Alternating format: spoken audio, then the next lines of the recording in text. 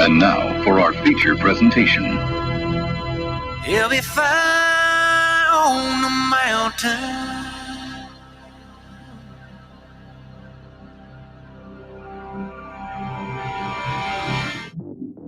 JB and Darren on the JB and Goldwater Show. Line drive right field, base hit. South Carolina wins the College World Series. Watson, touchdown! Hunter Renfrow. He got him, and it's all over. Coastal Carolina rules the roost. They win the championship. And South Carolina has won the national championship. The Senegal baseball team has done it again, but this time the Bulldogs beat one of the top teams in the country.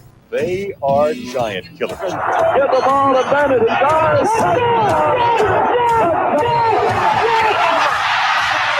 Gamecocks are in the Final Four.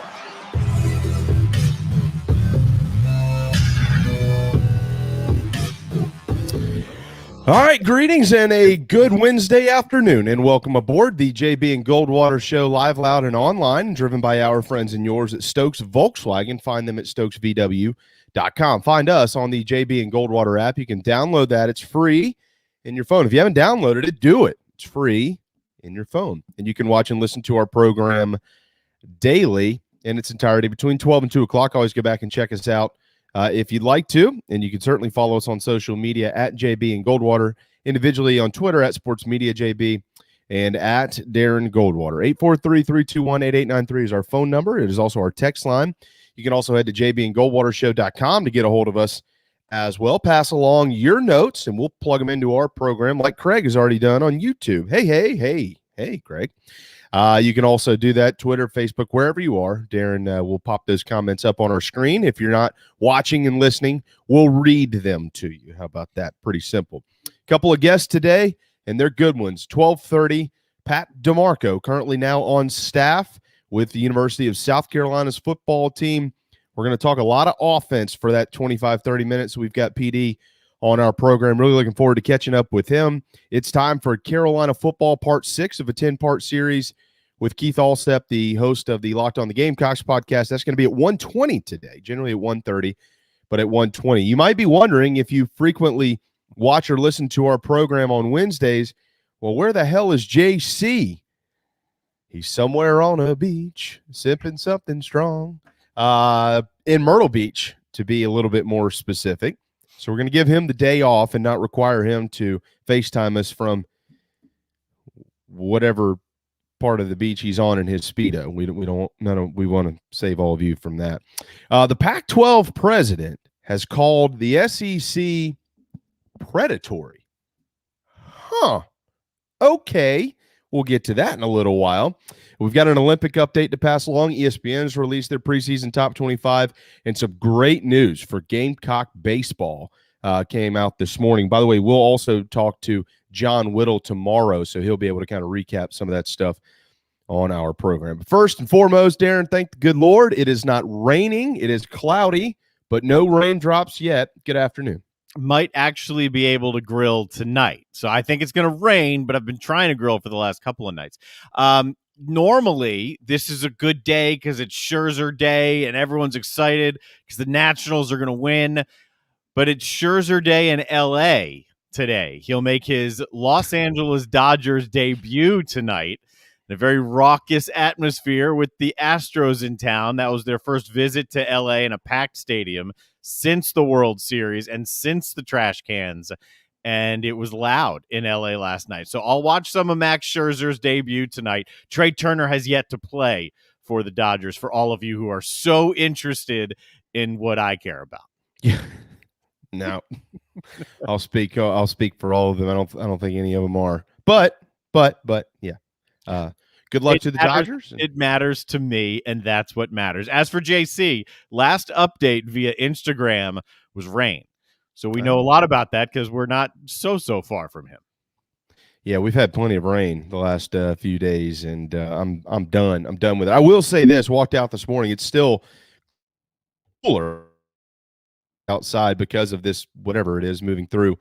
It certainly felt like football, and it's a good reminder that 30 days from today, we'll be playing it September the 4th in the state of South Carolina in the Midlands. The Gamecocks, of course, will welcome Eastern Illinois. In the state of North Carolina for the Clemson Tigers, because they've got Georgia in Charlotte. And then 28 days, of course, the Citadel, they're up the road at Coastal on that Thursday. It is Thursday, right? Thursday? Believe so. Yeah, Thursday, September the 2nd. I'm going to say it was Friday. Thursday, September the 2nd. So it's right around the corner with it. We're now within a month of everybody getting going. There are some programs out there who are already on the practice fields. I saw this morning UCF is practicing. Of course, the Gamecocks, they'll get on the field on Friday. Tomorrow is Media Day in Columbia, and we're certainly looking forward to that. I've got a feeling that Pat will have some questions to answer tomorrow, but he'll answer plenty today, and I think that you'll want to hear this conversation. We're going to try to simplify as much as we can when it comes to offensive philosophy, because right now none of us understand pretty much any of it. We keep hearing terms like pro style and creativity and all these type things, and our minds can kind of gather as much information as they possibly can, but we're limited. What about a guy who maybe played about 10 years in the NFL? I think Pat might be able to fill us in a little bit, so certainly looking forward to that conversation coming up here in less than 25 minutes. Real quick on the Olympic sports update calendar, whatever you want to call it, the U.S. 79 medals. They lead China by 9. They've closed the gap on the gold side as well. The Chinese have 32, and the Americans with 25, 4 ahead of Japan. A couple of notes to pass along. How about this? What a story. 13-year-old Sky Brown is an Olympic medalist in skateboarding. She wins the bronze in the debut of women's Olympic skateboarding. She joined silver medalist Kokona Hiraki of Japan. She's also 13. They're the youngest Olympic medalist since 1936. 13, Darren. Makes sense, right? Because if you're going to have Olympic medalists who are that young, something like skateboarding is where it's going to come from. They have the ability to float around a little bit longer. They're not as heavy, right? They're younger, so that makes sense in my brain. They have the mental fortitude to not know enough, and they can do their tricks and not be so scared of what could actually happen to them. It makes sense that if it's going to be the youngest medalist ever, that you can compete and win in something that you're not necessarily head-to-head with somebody else doing. I wonder if she could compete and win head-to-head with Tony Hawk, the greatest skateboarder the world has ever seen. I don't know. Tony Hawk knows who she is, though. I've seen a photo of him. It's pretty cool. There have been a couple articles out there about why the youth movement in skateboarding is so heavily, youthful, and why this is actually happening. A lot of what I said jokingly is in there as fact. Yeah. It's I've stepped foot on a skateboard one time and fell off and said, yeah, I've had enough. So I've never been a skateboard guy. How about Sydney McLaughlin? She wins gold in the 400-meter hurdles final on the women's side in track and field. Also, her first name escapes me, but her last name is Muhammad, and another American who has won a silver medal in that same event. So it was 1-2 for the USA. Dawn Staley and Asia Wilson swatted Australia away early last night. They said, yeah, exhibition matches don't matter, ladies. A 24-point blowout. Don't back Dawn Staley into a corner. Had anybody learned this in her tenure? She's probably the greatest women's basketball icon in the history of the country, and she is now in pursuit of gold, and so is Asia Wilson. They throttled the Australians 79-55. It could have been worse, but they were easy on their friends from down under. Serbia coming up next on Friday in the semis. The men, they play Australia in hoops tonight, or tomorrow, but tonight, 12:15 a.m. is when you can watch that. Don't ask me what channel. Just find it on your own. And the U.S. beats the Dominicans in baseball. They've got Korea in the semifinals at 6 o'clock tomorrow morning. If they win that, the U.S. is in the finals of Olympic baseball as well. So I haven't been good able day to for the get Americans. the Olympic baseball. I don't know if you've tried watching much of it. It's a lot of guys you don't really know of with with a sprinkling of, oh yeah, I remember that guy. It's a slower paced game. It's not the big league game that you would expect. No, and it also sucks when you're in extra innings because they're putting runners on first and second. What kind of garbage is that? Yeah, not just second. You think big leagues have a problem. It's first and second. Luckily, that's going away in the big leagues in this new collective bargaining agreement. We're not going to have to see that anymore. Though, allow me to reach behind me. Uh-huh. Oh, what are you getting? I have a cool story to share with all of you. So these are the second Olympic Games ever in Tokyo. The first were in 1964, okay? But the first time that they were supposed to be in Tokyo was 1940, and they didn't have the Olympics in 1940 because World War II broke out, and they were canceled. And then they were canceled again in 1944 when they were supposed to play in London. But in 1940, my grandfather, William McNaughton, was an Olympic rower.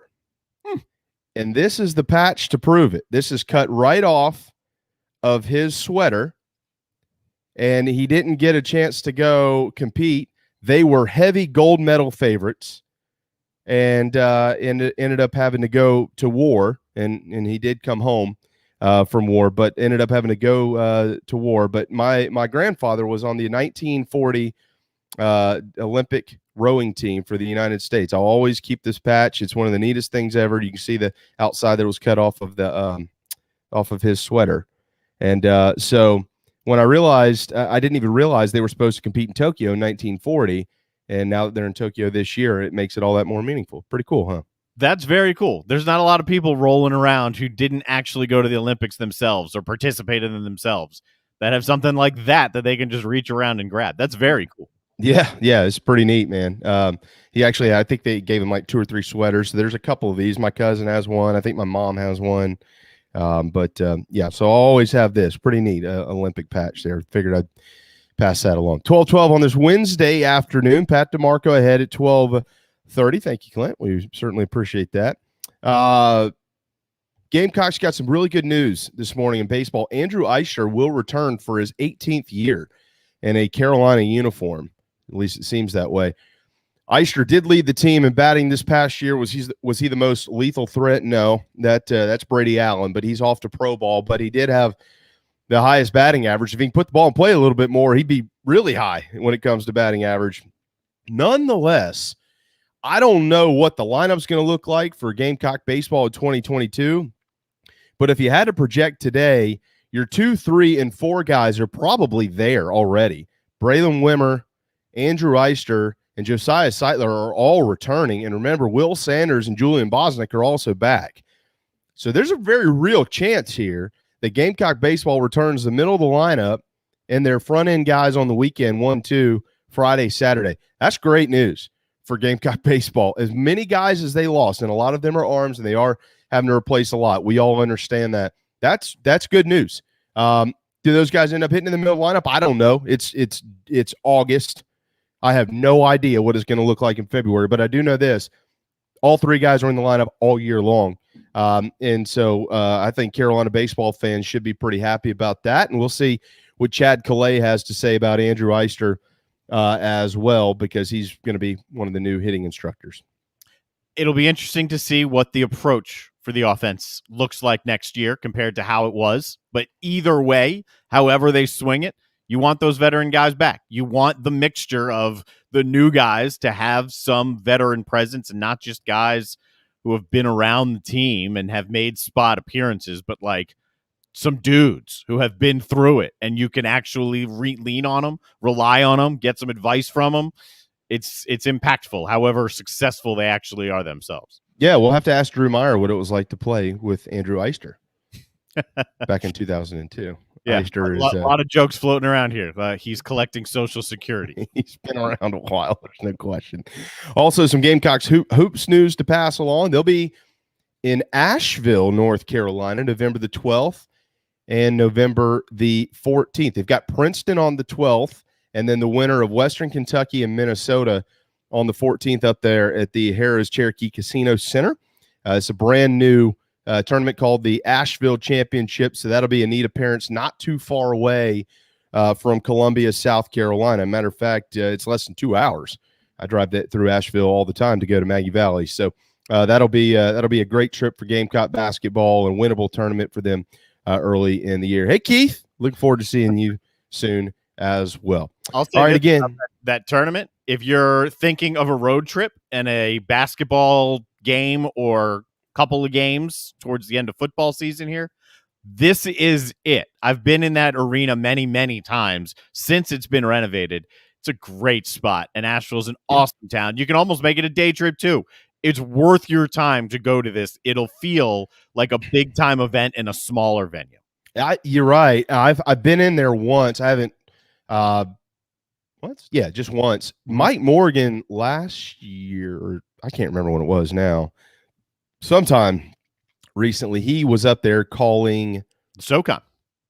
Was it the SoCon? It's probably the SoCon tournament, because that's why I've been up there so many times doing the SoCon tournament in that arena. It's now been going on, I don't know, 10, 12 years, and then ESPN swoops on in and does the championship game. And it's always one of the better attended atmospheres of the championship games that you'll see around the country. Yeah, Asheville's a neat town.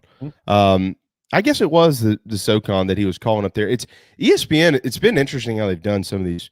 Not to get too far in the woods here on November basketball, but it's been interesting how they've set up some of these tournaments, some of these smaller venues here, TD Arena up there in Myrtle Beach at Coastal, and now in Asheville. They're going to areas of the country where people would probably want to go in smaller arenas that they know they can get 4,000 or 5,000 people in there, and it looks good, sounds good on TV.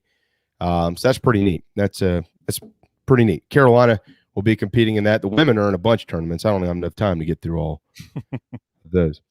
Again, Pat DiMarco at 12:30 and Keith Allsep ahead at 1:20. ESPN has also released their preseason top 25 for those that maybe haven't seen it quite yet. It came out last week. 33 writers for ESPN that write for that cover the sport of college football submitted their top 25, and then they took all top 25s and basically meshed those together to determine the ESPN preseason top 25. Here it is. Bama at 1, Oklahoma at 2, Clemson at 3, Georgia at 4, Ohio State checks in at number 5. The A&M Aggies at 6, the Cyclones of Iowa State at 7, Oregon at 8, Notre Dame at 9, and North Carolina checks in at number 10 to round that out. Cincinnati, Florida at 12. How about that? Southern Cal at 13, LSU at 14, 5-5 last year. Couldn't stop anybody on defense. A lot of question marks this year coming back on offense. A lot of talent, but enough for folks to think they're a top 15 preseason team. Miami is there at 15, Wisconsin at 16. Indiana checks in at number 17, Iowa at 18, Washington at 19, Darren's Penn State Nittany Lions at number 20, Texas at 21, and Coastal Carolina at number 22, Louisiana at 23, Ole Miss at 24, and Arizona State. Boy, they have issues at number 25. Who knows if they're even going to have a coaching staff by the time the season rolls around under Herm Edwards. So what stood out? Well, I don't really care who's ranked in the top 5 or 6. We kind of figured all those teams would be up there. So whatever, it'll all work itself out. But as for that kind of second tier, right? That's the group you kind of look at. Who's that second tier that's got a chance to really knock on that door late in the season, maybe at a playoff run. You've been mentioning them a couple of times this week. Iowa State, they've got them preseason there at number 7. Oregon will be an interesting follow this year because the Pac-12 has been shut out of the playoff for, going on 5 years now. Is Oregon good enough to get into the college football playoff? I would like to think if you're preseason number 8, somebody thinks you are. Mm-hmm. Are they? We'll just have to see. There's Notre Dame at 9, North Carolina at 10, Cincinnati at 11, Florida at 12. Florida, we all know this, the key to Florida, how good is Emory Jones going to be? If Emory Jones is really good, Florida's probably got a chance. They got to fix some things on defense. They feel comfortable that they can. And then there's Southern Cal at 13. So, you've got a couple of Pac-12 teams that have cracked the top 15 according to ESPN. Darren, I think that's a good sign for the Pac-12. Does that mean that either one of them will be a top 4 team? No. Does it mean they'll be a top 10 team? No. But starting in the top 15 is a good place to start. This is not anything official, but these are what 33 writers combined think about the Pac-12. I think that's a nice tip of the cap. Yes, and it's nothing official, like you said. And the coaches poll comes out in about a week now, so then we'll have another one of these preseason polls, and we'll start seeing more of them filter out as we get through the next couple of weeks. You're right. Right now, they don't mean anything. But whatever the poll kind of looks like in that opening week, it does, although it shouldn't, matter. Especially when you just look at the very top of this one.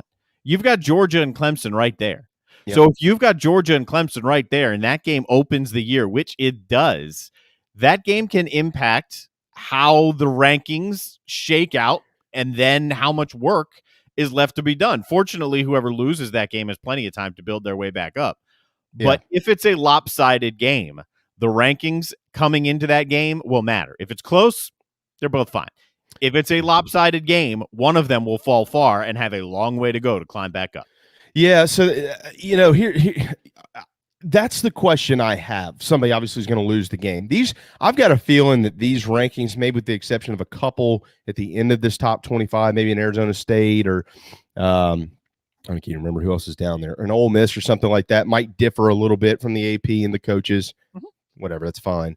But with Clemson and Georgia at 3 and 4, I think it's a foregone conclusion. Essentially, every poll out there will have them somewhere in their top 5. Yep. So, and I don't think either one of them is going to get blown out. Personally, do you? I don't think so. It'd be a pretty good game. Yeah, I'm hopeful that it's a very good game. It would be imagine the letdown leading up to we got all the fans back, we got a marquee game, it's prime time, and the game's over in the end of the first quarter. I don't see that happening. That'd be terrible. But the question is, whoever loses that game, how far do they fall, and how much does it matter? How far do they fall? Darren, I don't know. Maybe the most 3 or 4 spots. How much does it matter? Probably not a ton. Because it would matter, I think, a little bit more for Clemson unless their schedule strengthens. For Georgia, is it going to matter? Of course it's going to matter, but it matter a little bit less because they still have to run through the SEC and then probably ultimately get through Alabama. Yeah, it's week 1. So that's what I'm saying. If it's lopsided, then it's just more ground you have to make up and less room for error. We already know if Clemson loses, they don't have much room for error left. It's going to be hard to drop another game, ACC championship or not, work their way back in with that schedule. It'll be tough. That's true. Georgia has the advantage of going through the SEC. They can come back and maybe drop another game. Yeah, well, and that's what's interesting about this, right? So Georgia, playing hypotheticals here on August the 4th, isn't this fun? Loses game 1 against Clemson. And then let's say they run the table, but they lose to Alabama in the SEC championship game. You're going, okay, they have 2 top 5 losses. Does that mean that Georgia isn't worthy of a playoff berth? Obviously it depends on what's happened around them. Yep. Clearly. But for Georgia, if they win the rest of the way through and they win the SEC championship, they're of course in. So, it's it's silly to even have these type of conversations, but as it pertains to Clemson, you're right. You lose that one, you lose another regular season game, you're out. Mm-hmm. That's it. You're out. For Georgia, you lose that one, you lose another regular season game, you're probably out unless you beat Alabama in the SEC championship game, right? Yeah. If there's another loss prior to that, and then the Alabama loss would be your third, then you'd have to beat. Oh yeah. You're out. But if you beat Bama with 2 losses, they probably got a shot, assuming Bama has rolled their way to that title game. Yes. And, when you think about this from the perspective of, we have these conversations often about an expanded playoff and how they'll make games less valuable. So think about this real quick, Darren. All right. If this game, how valuable it is, if there's a 12-team playoff, losing this game and then losing another game somewhere probably wouldn't matter for either one of these teams unless it was a really bad loss. Like if Clemson lost to a 1-9 Syracuse team, or you know what I mean? Georgia got beat by a 0-8 South Carolina or something like that. Then you're talking about bad losses in the grand scheme of 12-team play. But if they lose this game and then go on to lose a conference championship game as it pertains to a 12-team playoff, yeah, there's less importance on this game now when you have an expanded playoff. So when you look at it from that angle, it does minimize some of the importance of some of these ball games for the top teams in the sport. What it also does on the flip side of that, this is an argument that I've made, and I've heard a lot of these arguments, and I think everybody here is right. Nobody is only one side is right. We're all right about this. Mm-hmm. We just have to acknowledge that you're giving and taking for an expanded playoff. The other side is in November, when there are other teams out there with 1 or 2 losses, it's not going to crush them, and you're going to have more games that matter to get into an actual playoff for the entirety of the sport. So there's going to be some give and take, obviously and clearly, but it's just interesting to compare and contrast when you start to look at some of these rankings and what they might mean now with a 14 playoff versus what they might mean later with an expanded 12-team, or who knows, maybe even more than that. Yeah, and we'll see what that all looks like. We'll see what the conference landscape looks like by the time we get to an expanded playoff and what that playoff is going to look like. There's so many things that are unknown. I'd like some more clarity at some point sooner rather than later. Yeah, I think that would certainly be nice. The Pac-12 president has called the SEC, quote, predatory. That's interesting. We're going to get to that at the top of the 1 o'clock hour. And then at 1:20, it's time for Carolina football Part 6 with our friend Keith Allsep, who hosts, of course, probably the best damn podcast out there when it comes to the Gamecocks specifically. Not probably, it is the Locked On the Gamecocks podcast. Y'all can head to jbandgoldwatershow.com to get stuff like this. All right, it's time for Carolina football. Apparel is out. See that Carolina football hat? It is coming in the mail momentarily at my home. So certainly looking forward to. Had to order my own hat because I forgot to have them send that to me. That was pretty stupid. Don't worry, I get my money back. It all works out. But coming up next, Pat DiMarco, former Gamecock on staff now with Carolina, played in the NFL for over a decade. He'll tell us how it's going as they're set to commence preseason practice on Friday. Can't wait. You'll enjoy this right here on the JB and Goldwater Show, driven by Stokes Volkswagen. This is Mike Mazzell for Stokes Volkswagen on Ashley Phosphate Road with exciting news. It's springtime and we're playing ball. Most dealerships don't have any inventory, but at Stokes Volkswagen we do. So we're playing ball on every new Volkswagen in stock. Every new Volkswagen available with 0 down. Qualified buyers can sign and drive with interest-free financing for 60 months. Remember, Stokes Volkswagen on Ashley Phosphate Road is the fastest, easiest way to sell your car and get the most money for your trade. Plus, we'll take any trade in any condition, paid off or not. Is your credit in a slump? Strike 2. If you've got $500 down and you make at least $2,000 per month, our lenders can get you approved. So if you want to strike out, that's okay. But if you want to hit a home run and save on a new Volkswagen, come see us today at Stokes Volkswagen on Ashley Phosphate Road or StokesVW.com. $1,666 per month per $1,000 borrowed for 60 months at 0% APR with 0 down. Plus tax tag. Includes $499.50 administration fee. Subject to DCI credit approval. Expires month end. Peace and love at Stokes VW.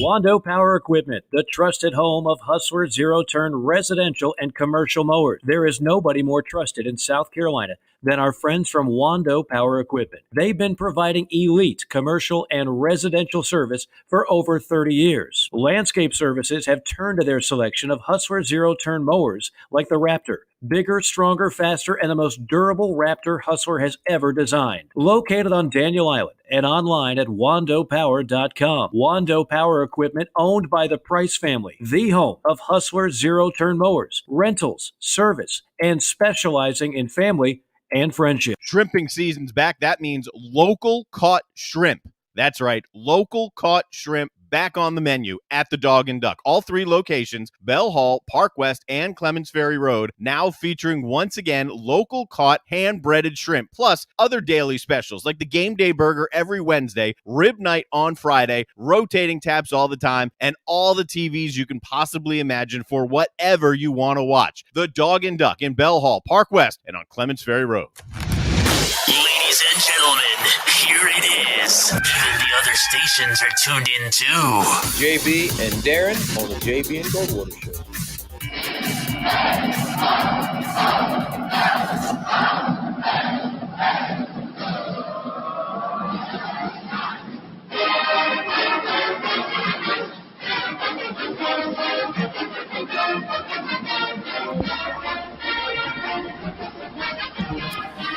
30 days from now, that music will be blaring through the speakers of Williams-Brice Stadium. The fight song for the Gamecocks, 12:30 on a Wednesday afternoon. Welcome back to the JB and Goldwater Show, driven by Stokes Volkswagen. Again, Keith Allsep ahead at 1:20. But first, speaking of Columbia, we fly up the road and right outside of that ballpark where one of their new coaches, old player, new coach, and NFL veteran Pat DiMarco is standing by. What's up, my dear friend? What's going on, Jamie? How are you? I'm probably I don't know if I'm as excited as you, but I'm close to it. At the end of the day, we're all excited because in 2 days you get to watch your boys run out there and practice for the first time this fall, man. It's got to be awesome.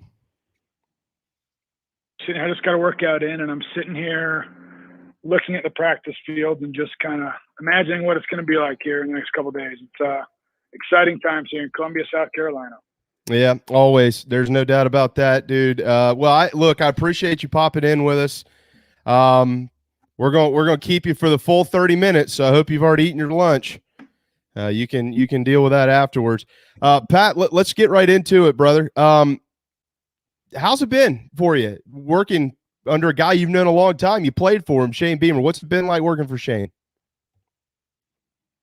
He's just as genuine as they come. He's very encouraging, especially, this is my first time coaching. I've been done playing football for, I think, right at 6 months now. So he's been great from an encouraging standpoint, an organizational standpoint, setting the culture, setting the structure. Just doing great things here, and the guys are all buying in. The whole coaching staff is bought in, and I'm excited to see what the product looks like coming in here in 2 days.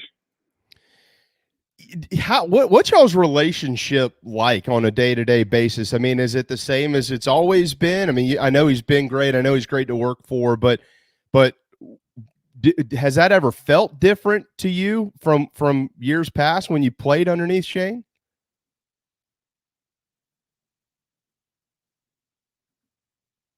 As our special teams coordinator, recruiting coordinator when I was here, so very demanding from a standpoint of expectations or excellence, and from a structural standpoint. But he's also, a heck of a teacher and a heck of a leader. So from that standpoint, it's been cool to, last time I interacted with him here at the university, I was 22, 21 years old, and I was just a knucklehead. Now I'm sitting here at 32. A little more organized, a little more mature than I used to be. But just being able to see him from that stance and my maturity and his maturity, and just, he's asking, he's demanding for the right things. And those expectations haven't changed since the first day I was here. So it's been really cool and encouraging to see what that looks like. It's very similar to a lot of the coaches I had in the NFL. So, and for a first-time head coach, it's been really cool to see. All right, Pat, so take yourself back in time when you used to put the uniform on at South Carolina. This week arrives. Practice is about to open. Compare this week now that you're a coach and the things that you worry about now as a coach to when you were a player and the things that you would worry about as a player. Honestly, I still have such a player mentality. Even from a coaching standpoint, that it hasn't really changed that much. I think the only difference is I know I can't, my biggest worry, my biggest issue when I was playing was letting my teammates down. And that's something that really, just if I didn't play well, didn't practice well. Sorry, I got one of the practice skaters driving by me right now getting set up.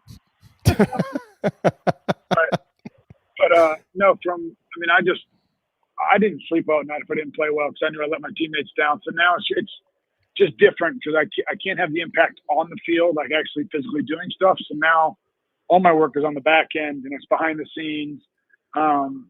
So from that standpoint, I'm still nervous because I don't want to let these guys down. I want them to I'm their biggest fan, just like you guys are. So I want to put these guys in the best situation to go out there and succeed.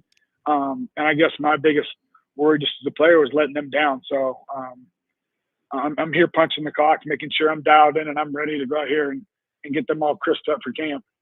Pat, do these guys, I would assume not all of them, but, I mean, do you have a bunch of guys on this roster at South Carolina who want to pick your brain? They're encouraged by you. They want to talk to you about what they're doing or whatever it may be from a football standpoint. Are they utilizing you?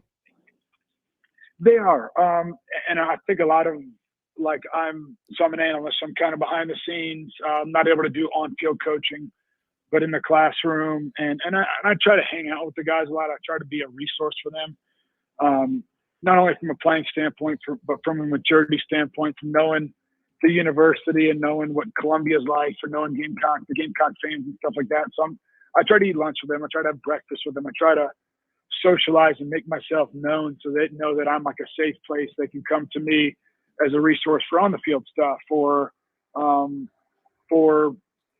stuff, for just general daily questions. I mean, I met my wife here at the university. I mean, so much knowledge of this city and this university that I just want to be, a resource for them. And if I can make their experience here at the University of South Carolina any better than mine was, then I'm here for that. Pat DiMarco, father of 3, husband to Kirsten, who is much better looking than you are, I might add, and of course now a football coach come on now. at the University of South Carolina, and a hell of a golfer. We'll get to that in just a little while. All right, let's talk about the offense. So when you're in these meetings, PD, and you're in these film sessions, things like that, how has your view changed of what you see on film? How do you see film now as a coach versus how you used to see it as a player? I got the gator driving by here, so give me a sec.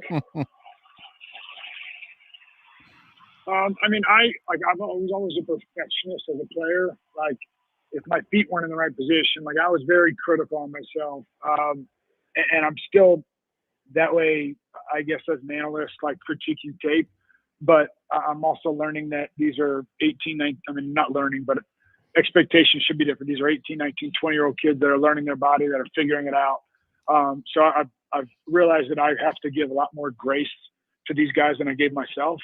So sitting back, I mean, I'm learning a bunch from the coaches. I mean, I was always very super hypercritical on certain things that I was looking at, but I wasn't always looking at big picture. I was looking at small, minute details to make myself successful. So now I'm looking at more broad scope, receivers, offensive line, tight ends, different alignment, different tips that we have. Eye in the defense and trying to really teach the running backs that the defense, you're reading a story out there. The defense, their alignment, the safeties, they're the pages to the book. Read the book to make your life easier on the field. And they're starting to take to that, where they're really going through pre-snap reads, setting a routine and stuff like that. And it's really slowing down the game for them. You mentioned you're learning a lot from the coaches. How about the coaches? Sat, Monterio, Justin Stepp, Coach Adkins, Kimry. Are they learning from you? I mean, you played in the NFL for over a decade. Awesome group of guys. Just a bunch of humble, hungry dudes that just want to, come in here every day and get at least 1% better. So, I mean, I think everybody picks everybody's brain, to be honest. We sit in, our big staff rooms, and I'm learning from Tori and Gray. I'm learning from Mike P. I'm learning from Clayton White, guys on the defensive side. I'm also sitting in the GA analyst room learning from some of these guys on the defensive side, because they're telling me tendencies that they do that I would have never thought of from a playing standpoint. So, I mean, Sat's a whiz. Dude, he gets ball. He understands it. And he's philosophically, me and him see very eye to eye on how an offense should run. And then Monterio with his playing experience, and then also coaching at several different schools at such a young age. He has a boatload of wisdom. Justin Stepp, Columbia local boy. He's just been an incredible resource for me, just to be, ears to listen to me when I have frustrations, when I'm going through the different learning curves of coaching. Also with Coach Kimry, I had a prior relationship with Coach Kimry just from my time playing here. I knew him. And then Coach Ad, we have some similar people that we worked with in Buffalo when he was with the Bills, and we didn't overlap, but we had people there that overlap. So just a great group of guys that have one vision of mine, and that's to win some ball games. So we've been juggling stuff off each other's brains and really just trying to put these guys and this team in the best situation to win some ball games. And I think we're trending in the right direction. PD, we keep hearing pro style. I think Sat said it. I think Monterio said it again last week at the golf outing. Shane has mentioned this multiple times publicly, pro style, pro style, pro style. And then we hear these other things like, oh, well, we're going to bring in some Oklahoma. We're going to bring in some LSU, Joe Brady, and we're going to bring in Tom Brady, as a matter of fact. All the, and so look, to the common football fan, it gets people excited, and it also makes people maybe a little nervous. Like, well, wait a second here. We're supposed to be a cross between Joe Brady and Oklahoma. My God, we're going to score 150 points a game, but it's not the way it works. But I'm going to ask you a simple question here. We keep hearing pro style. You were a pro for over 10 years. What does pro style offense mean, especially when it comes specifically to South Carolina? I think more generally the pro style is just a terminology standpoint. The way we're IDing stuff, kind of some of our blocking schemes, some of our protection schemes. But, I mean, honestly, it's multidimensional, just like every offense is. Like, I think we're going to want to major in a couple things, but we're going to have a lot of minors, if that makes sense, since we're at a university and everything like that. Yeah, I think we're going to be really, really, really good at a few things, and we're going to do a lot of stuff off of that, and then we're going to have a lot of other small things that we sprinkle in to keep people guessing. And I mean, it's going to be fun to watch. It's part of a system I played in. It's part of the system that I've studied a lot, that I haven't played in. So a lot of really cool stuff that hopefully, the way football works is get the ball to your playmakers in space. And that's what we're going to do. We got a really good backfield. We got some mature tight ends in that room. And then on the outside, we got some really explosive receivers that are great with the ball in their hands, but they're also tough as nails. So it'll be really cool to watch the final product and watching these receivers not only go in there and dig out safeties, but also catch slant routes or fade routes or post routes and take them to the house. I mean, that's as rewarding as they come as a coach to watch a guy be multidimensional, be able to go and stick his nose in there and be a tough-nosed guy, because that's how it translates to pro style. You got to be able to block, you got to be able to catch, you got to be multidimensional. So I think that's where the pro style comes from, where we're going to do a lot of really cool stuff and put our guys in situations to go out there and succeed. How much of that will be on the shoulders of Luke Doty? Because as a guy coming in with a lot of expectations, that's a new offense, a whole new staff, and running a ton off of a few things that you're doing really well, like you described. How much is on him at the line of scrimmage, the pre-snap reads, and how much is he going to be helped, I guess, in game and along the way? Yeah, I mean, Luke is I think he's 19 years old, but he's a really, really mature 19-year-old kid. He lives up here at this building.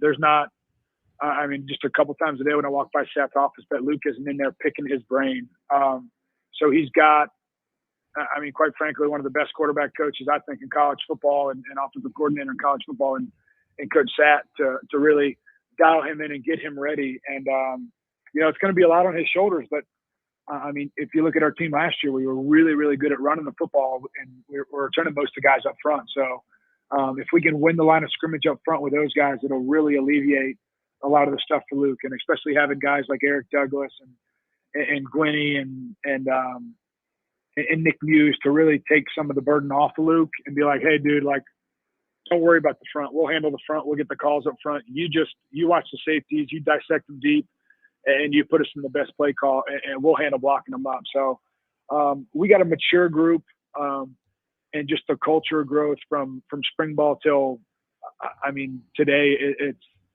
it's out of this world. It's expectations have been met from buying into the culture and really jumping on the Shane train. It's been really cool here. Pat DiMarco, 1244 on this Wednesday afternoon. PD, you're one of the first that I've talked to that's felt as confidently as you, and I get it. You're a coach there, and I pretty much wouldn't expect you to come out and say that they weren't any good or something like that. But I've known you a long time, and I know when you're being truthful, you feel pretty confident in some of the guys that make up that receiving core. You know, we don't hear a lot of that publicly. I'm sure you've seen that and heard the same thing. Can you kind of dig a little deeper into that group? Guys like DeCarrion Joyner and EJ Jenkins, Amarian Brown is now a part of it. You know where I'm going with this. I got to represent my Wando boys. Otrey Smith seems to be back and healthy, hopefully. And Jalen Brooks, guys like that. Can you dig a little deeper into that group and why maybe you know what good receivers look like? You play with a guy named Alshon and Kenny. I mean, those guys weren't too shabby. Why are you optimistic about this group? I think, just from an accountability standpoint and from a leadership standpoint, that's a room that we really rely on for guys that do stuff right and do it the right way all the time. So from that standpoint, like that room is the room that was up here after spring practice, breaking down film, going through stuff with Coach Stepp, really trying to dial in because they had a rough year last year. Like let's call a spade. So they had a rough year last year. So I think they were really looking to take it up a notch. And I think they take what happened last year, not being able to move the ball in the air as a little disrespect. So I think they're hoping that teams line up, put 8 guys in the box and try to play us man-to-man because they're going to go out and eat. So I know who I've been with those guys for the last 5 months. I've watched them work. I've sat in leadership meetings with them. I've felt their hearts. I've kind of dug deep with them and had deep conversations and what this university means to me and where we were when I was here. And those are the guys that have really been in my ear asking me questions about how we get back to where we were when I was here. So that's why I'm so encouraged by that group because they have the want to, they have the desire, and I really think they're going to have a heck of a year. Pat, the tight ends have gotten a lot of conversation in the offseason. And 2 weeks ago, I guess Shane was at SEC Media Days and he made it crystal clear. Of course, some of these comments were probably directed a little bit towards a specific recruit, which we can't talk about with you. But he made it crystal clear. Tight ends are going to be a major part of this program. You played tight end. I mean, your position was just whatever. You did everything when you were at Carolina. How deep is this group? How much you like them? And how creative can this offense be with these young men, even throw in names like Jaheim Bell? I think it's a dynamic room. You got your staple and Nick Muse that's just an every down. Dude's going to show up. He's going to play his tail off. He's going to be in the right place. He's going to make every play you ask him to make. And then you got guys like EJ Jenkins that can be a matchup nightmare for safeties, linebackers, cornerbacks, whoever you want to put on them. And then you got a guy like Jaheim Bell, who, I mean, you saw in the spring game with the ball in his hands. He's Adrian Peterson. Just giving him a handoff. So you can just do so much with him. And the group is, I've been able to meet with them a decent amount with Coach Kimmy, and it's just a humble group that just wants to be great. So there's no real egos in that room. They're like, okay, fine, I'll be a blocker. You catch the ball this play. Like there's no me in that group. It's a we. So I think that's why there's so much, what was it called? Big Nick energy. I saw that. That was great. So I'm really excited about that group, and I'll have some influence on that room as well, just from my expertise as playing and blocking and spacing and timing in the run game and all that stuff. So I will help them as much as I can. But let's talk about this running back room. Yep, that's where we're going next. Running back room is, yeah. Okay, I'll let you get to that. No, take it. Go ahead. That's exactly where I was going. You got it. Go ahead. Yeah, I'm sitting here and I played 10 years in the NFL, played with some really darn good backs here when I was at South Carolina. I had 3 or 4 guys that played in the NFL for a period of time. So, I just like sitting there watching that room. We got 4 guys that will probably play in the NFL in the running back room right now. So it's just really cool to see and just the kind of the same dynamic, the no ego, like hey, Kev's like, yeah, I rushed for 1,200 yards last year, but man, I'm gonna have to strap up every day in camp this year to prove that I'm the starter because we got Marshawn Lloyd coming back, we got Z White showing up, we got Rashard Amos, we got Juju Smith, like, we got Juju McDowell coming in, who's like talented as can be, so he knows he's going to be pushed, and he's up for the challenge. So it's it's going to be a really fun room, and we can just do so much with them, from size, speed, playing in space, from scat backs to power backs. Like we got a whole room. Defense is going to have to be on their toes with our guys. Expand on Zaquandre White a little bit. He's a kid, Pat, from the day he got on campus. I liked him. I know last year he had the fumble skis or whatever you want to call him. He just dropped the football a lot, and I think he did it maybe once in the spring game. But when he's got it in his hands, he's really dangerous. So how have you and others on that staff, of course, maybe like Montario Hardesty, who's the running backs coach, how have you worked with him to make him a dynamic player, probably not only carrying the football, but also catching it? Yeah, I mean, he's a weapon for sure. And I mean, I want to say the first 3 or 4 days of spring ball, he fumbled almost every day. So we really, well, I should say Coach Hardesty really grabbed him and jumped him and was like, hey, look, man, if you can't hold on to the ball, like, you're not going to play on the offensive side of football for us. Like, and I know he played some defense at Florida State, and he had his trouble at Florida State, but he really took that as a challenge. And I think he might have put the ball once on the ground the next 12 practices or 10 practices. So dude really, really stepped it up from the standpoint of, if you challenge him, he's really, really competitive. He's going to be able to do a lot of cool stuff for us out of the backfield and pass protection. He's played a lot of football. He's seen a lot of football. But I'll tell you what, the best part about him is his energy and his demeanor. JB, when you're out here for practice, during warm-ups, please just watch him. The dude has big Nick energy all day, every day. And it is so fun to watch and so cool. And I think that's why he's such a good dynamic football player, because he loves the game. And there's a lot of guys who take the game for granted. He's not one of those guys. Pat DiMarco, 12:52 on this Wednesday afternoon. All right, so let's kind of actually, before I get there, none of this works, Pat. They could all have the best day. They could all play the best game of their life every week. And if you're not any good up front, and you know this damn well, you're not any good. How good are you up front on the offensive side of the football? I would say it's the strength of our team.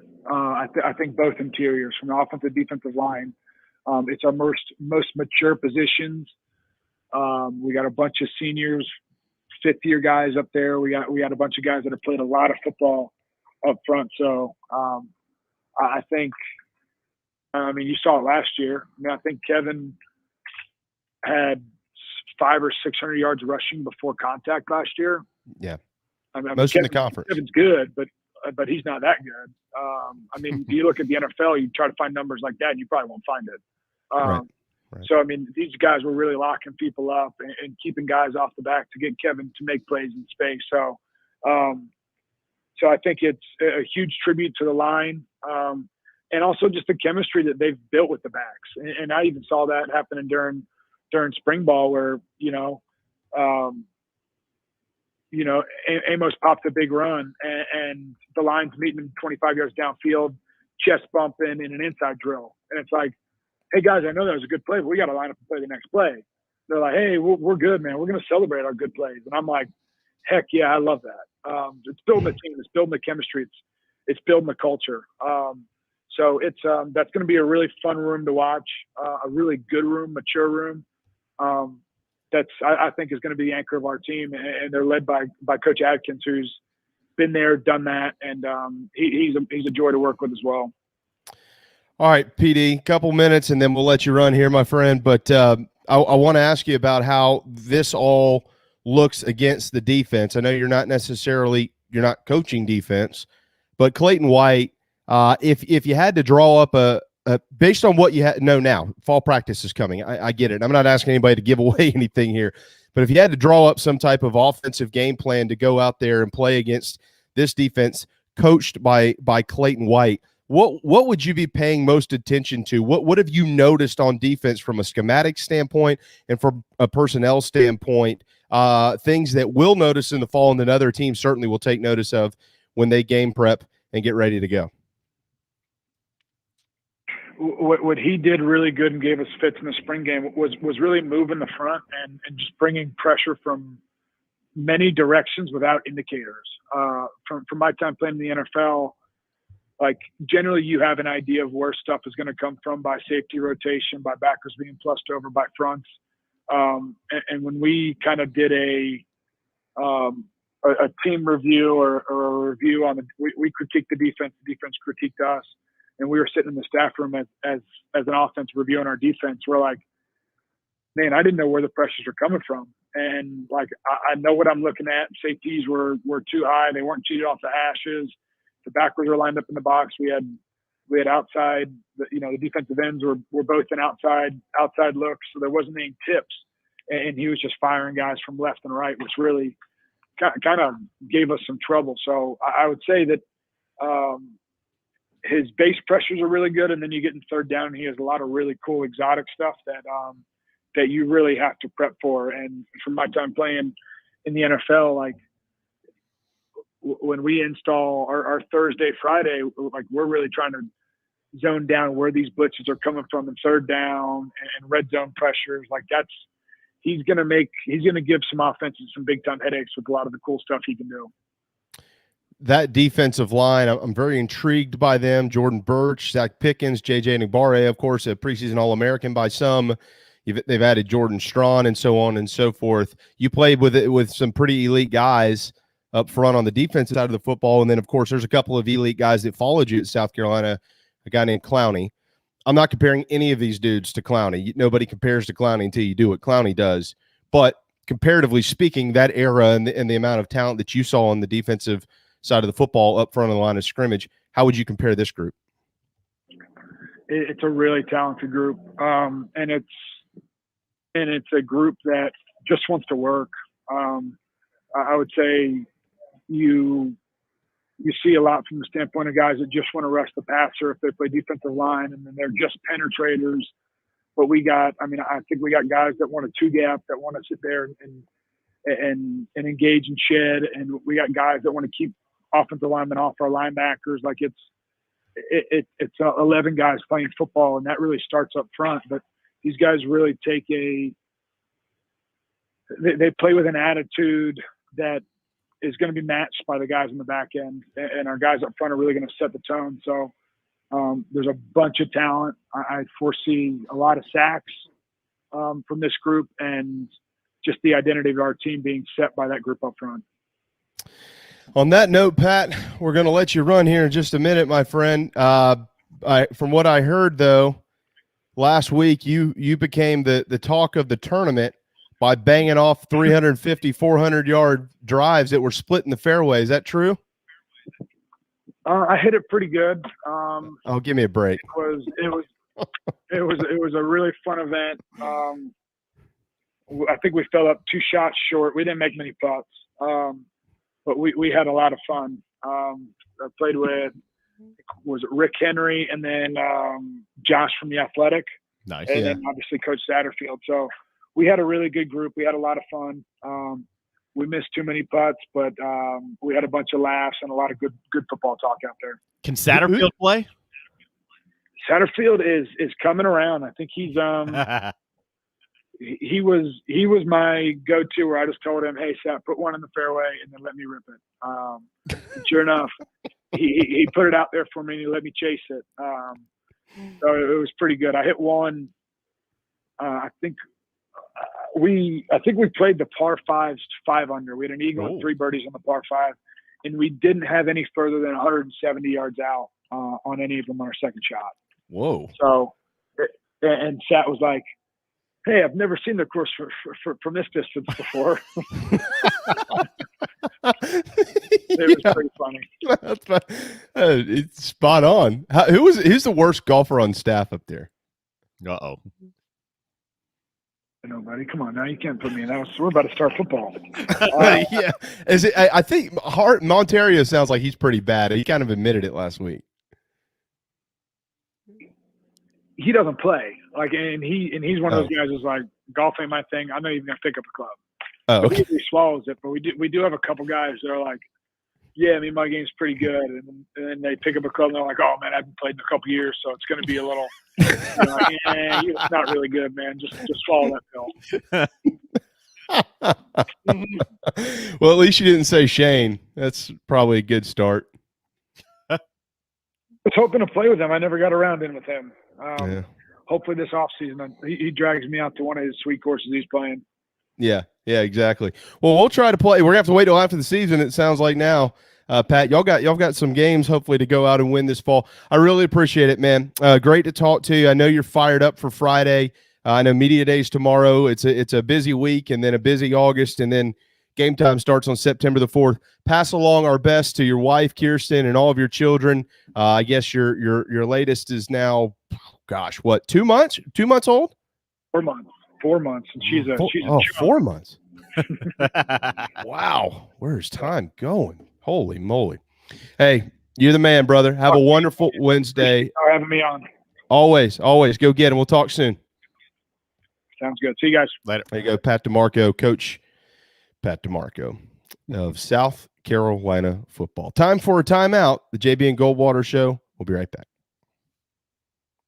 At Patriots Point Naval and Maritime Museum, families walk in the footsteps of our nation's heroes, the brave ones who risked their lives to defend our way of life. Home to the aircraft carrier USS Yorktown, USS Laffey, and the USS Clamagore, there's more than 1 million square feet of exhibit space to roam. White Glove certified, we have several new health safety measures in place to enhance the visitor experience.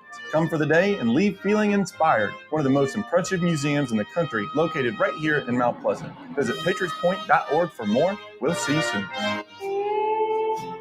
Bourbon and whiskey drinkers of Charleston.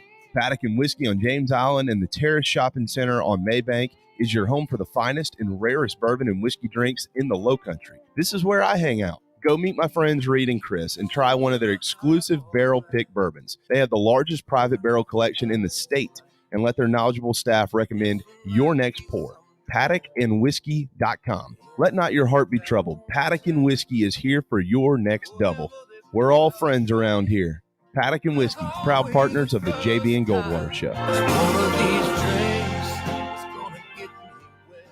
This is Scott Glaze, head golf professional at the Links at Stono Ferry, located on the outskirts of Charleston, South Carolina. I'm inviting you to tee it up on one of the most scenic and challenging courses in the Lowcountry. Our back nine is highlighted with 3 holes that border the Intercoastal Waterway. Visit StonoFerryGolf.com to book tee times and discover all that Stono Ferry has to offer. The Links at Stono Ferry is a former South Carolina Golf Course of the Year and is also home to the College of Charleston men's and women's golf teams. Come see us. We would love to have you. StonoFerryGolf.com. Hi, I'm Chris Half, Public Information Officer at the Patriots Point Naval and Maritime Museum. We're home of the mighty USS Yorktown, USS Laffey, Clamagore, and Vietnam experience. And we're a proud partner of the JB and Goldwater Show. We invite you and your family to come see us and enjoy a day on Charleston Harbor. Visit patriotspoint.org for more information. And now, it is my honor to present the national anthem.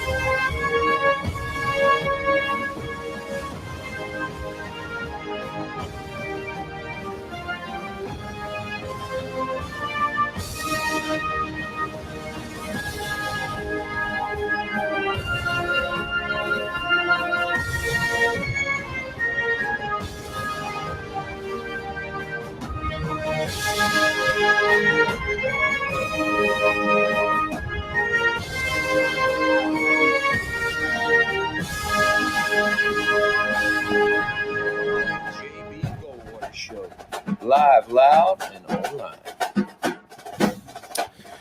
Final hour on this Wednesday afternoon. Welcome back. The JB and Goldwater Show, live, loud, and online, and driven by our friends and yours at Stokes Volkswagen, StokesVW.com. Did you know the Stokes Volkswagen has that Stokes Volkswagen has the most pre-owned Volkswagen Atlas models in the Low Country on their lot in North Charleston? Did you know that?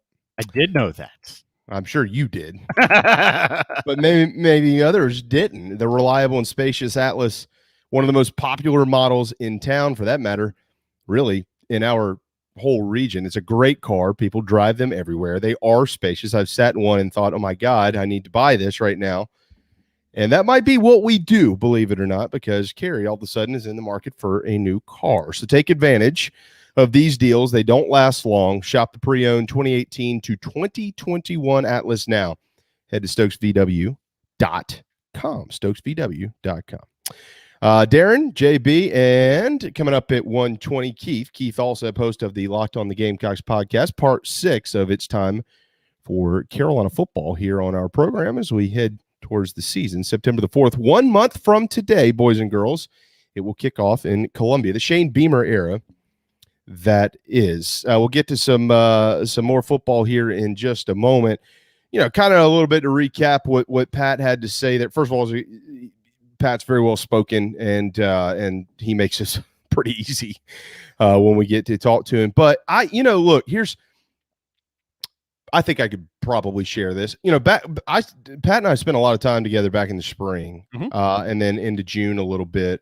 And there was not as much optimism about this wide receiver group. I'll just come out and say that. And it wasn't like coaches were trashing players. That's not what I'm getting at here. It was very much a cautious approach. It was like, we've got some guys who have some talent, and we got a great group of dudes, but we got to see what we can get out of them here, see if this thing can mesh. And it was a very cautious approach. And many of you, if you follow our friends at the Big Spur or at Gamecock Central or David Cloninger at the Post-Courier or whomever it may be, it's credible.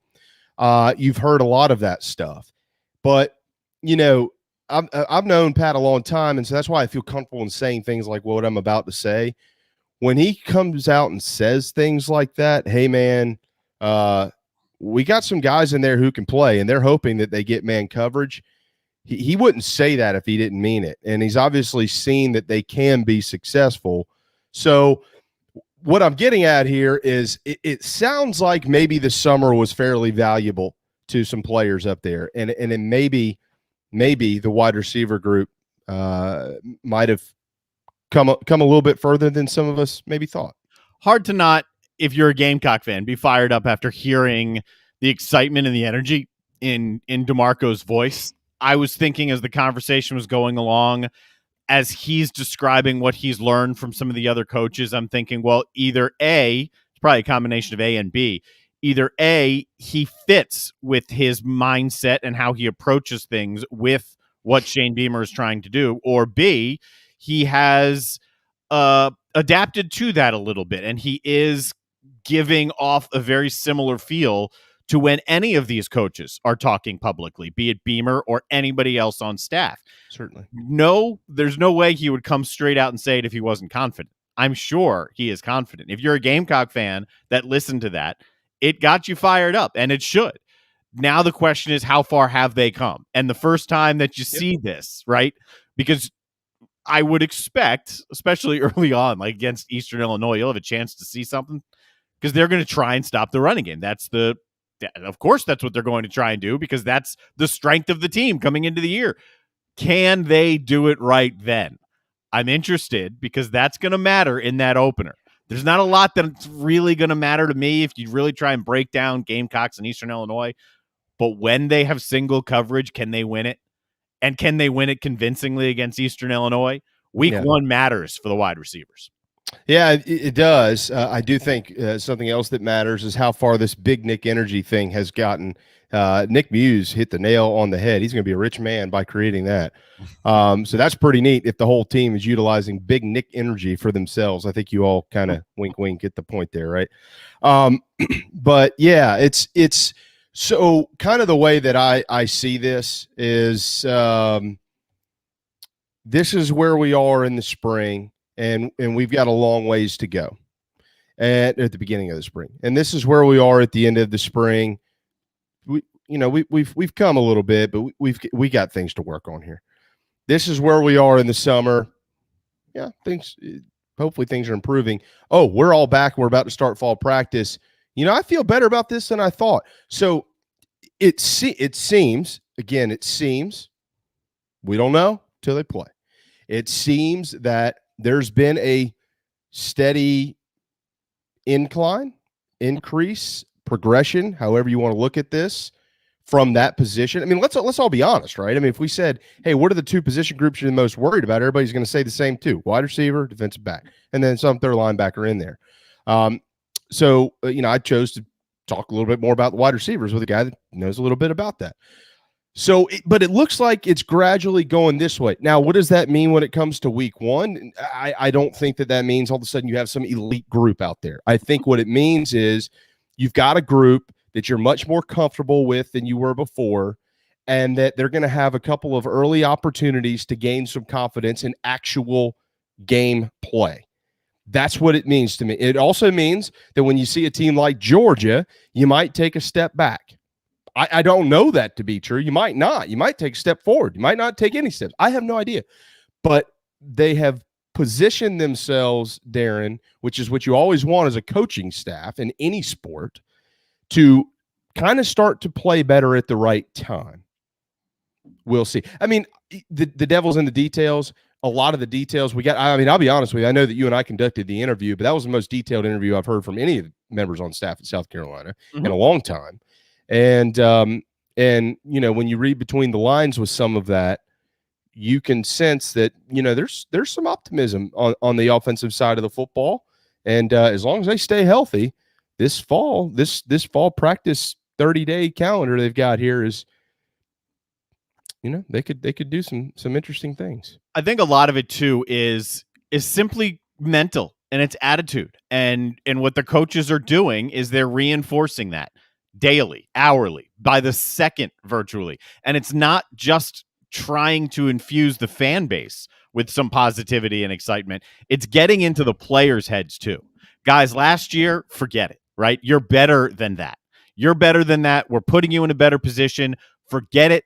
You're better than that. And that's the constant message that's being taught to these guys. There's so much mental in sports, not just today, even though it's more talked about today, but it's there. That's why there are sports psychologists who make a whole ton of money to make sure that you're in the right frame of mind.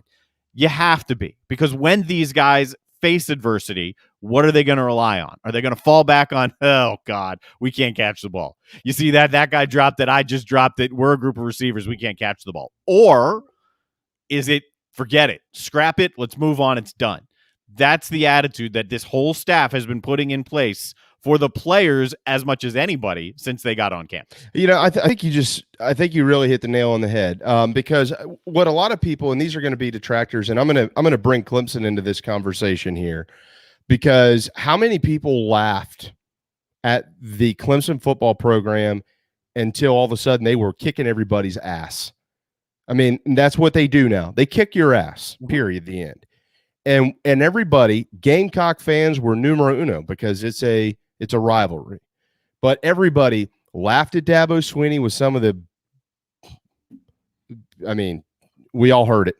I mean, there were some things that were coming out of his mouth that were like, what? And his players would follow in line, and everybody laughed at this. It was like, dude, who are they? They're not good. But it worked. Mm-hmm. It worked because they knew internally all that mattered was themselves. It didn't matter what Twitter said. It didn't matter what Facebook said. It didn't matter what John, the Gamecock fan, said. It didn't matter what Paul, the Georgia fan said. None of that crap mattered. They believed internally that this message is going to be our message, whatever it was, or whatever messages they were. And they decided to spew that into the outside world. And it eventually overtook everything. And I'm not saying that Shane Beamer called Dabo Swinney and said, hey, how'd you do that? Because I'm going to do the exact same thing. Shane's being Shane. Mm-hmm. But it's like you just said, it's kind of surfacing. And they're beginning to believe that maybe they're even better than they think they are. There might be a reality check in place somewhere, and they get their rear end kicked in one of these ball games. I have no idea. But to your point, if you don't believe that you can be any better than you've been, you certainly aren't going to be. And continuing a positive message towards that, both publicly and internally, most importantly, I think is probably the right move here. I mean, I'm not saying butter it up like, hey, dude, you're not any good, but let's tell everybody you're great. That's not what I'm saying. But being positive, that's not hard. You can be positive, and seemingly everybody is. It matters. Being positive matters, whether you're a football player or whether you're just a dude like walking around. Your attitude makes a difference, and it doesn't just make a difference when things are going great. It basically doesn't matter when things are going great. This attitude that they have tried to instill, we'll see as the season goes along, right? And we'll see maybe a glimpse of it tomorrow when the players are going to talk right before camp opens. We'll see where their heads are at, and then we'll see where their heads are at moving through the season, depending on what happens. But a positive attitude, it matters. It matters how you handle adversity, and there will be plenty of it. Even if you go 13-0 and win a national championship, however many games it's going to be, there's going to be adversity. So how are you going to handle it? That's been part one of Shane Beamer here for however many days he's been on the job. I would imagine in his head, line number one is, it may not say change the culture, but it's that attitude. It's make sure there's belief. It's make sure, I hope the fans buy into this as well.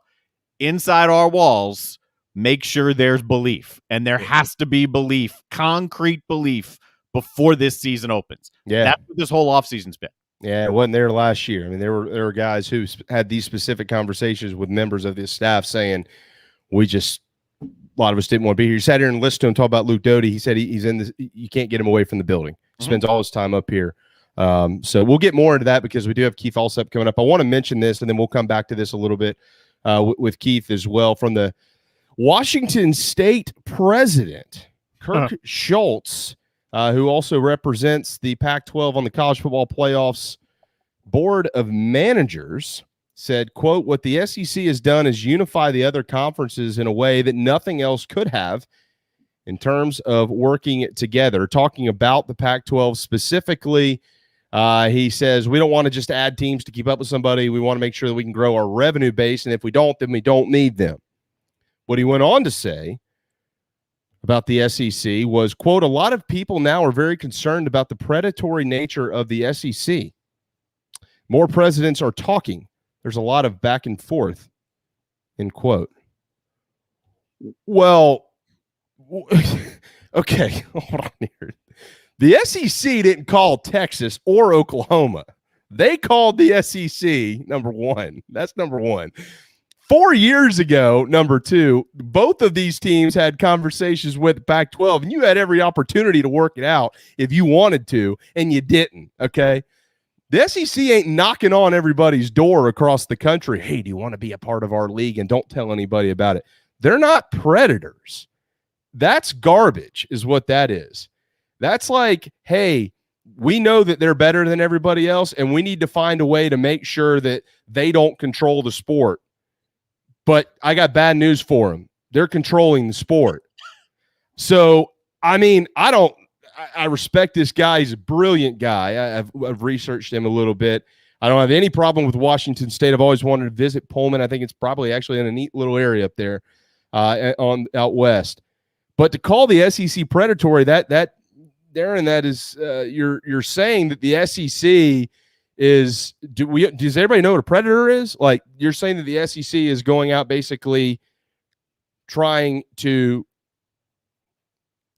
attack the rest of the sport by sucking the life out of it, basically by taking their biggest names. And we could go on and on with how many analogies we want to use here, but that's just not true. Oklahoma and Texas contacted the SEC. I'm trying to figure out who it was. I can't find it right now. Someone commented, yeah, that's because they're the prey, right? If there's a predator, then somebody has to be the prey. So Right. there's a lot of, and it came from Bowlesby first in the Big 12, slinging mud at the SEC and slinging mud at ESPN, and now he's walking that back. A lot of times when your feelings are really hurt, you're more apt to go out on a limb and say something just to maybe hurt back. This isn't exactly going to hurt back, but that's what they're trying to do. They're They're slinging things around. Their feelings are hurt. They're well aware that they were the fifth best conference anyway, the Pac-12, and now they're farther behind. So, yeah, their feelings are hurt. Now it's a matter of, you're going to merge with the Big 12? Is there going to be an alliance? Is it going to be some TV, I don't know, maybe handshake go agreement? for it. Go for it. Let's see. Let's see what happens when these two get to the table, because apparently they're going to talk, the Big 12 and the Pac-12. Let's see what happens next. Right now, there's just more mud to be slung because their feelings are hurt. Just like Mike Morgan said on our program yesterday, do whatever you want. It doesn't matter. 14 playoff, SEC is going to get 2. 18, they're going to get 4. 12, probably going to get 5 or 6.